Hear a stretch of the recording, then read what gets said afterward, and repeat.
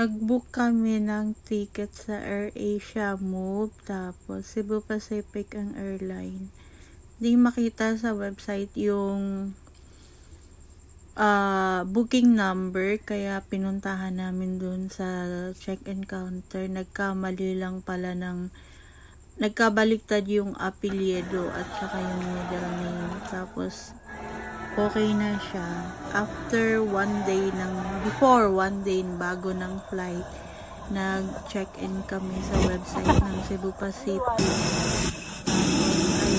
Okay na. Pagkasakay mo, bago ka sumakay ng eroplano galing airport, kailangan mo palang sumakay pa ng bus papunta sa airplane mismo ng Cebu Pacific.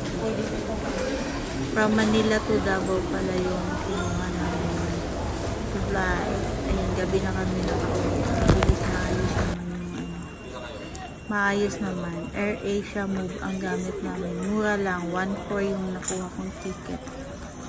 Kaya nakarating kami sa Davao ng maayos kahit matagal nang mag-land.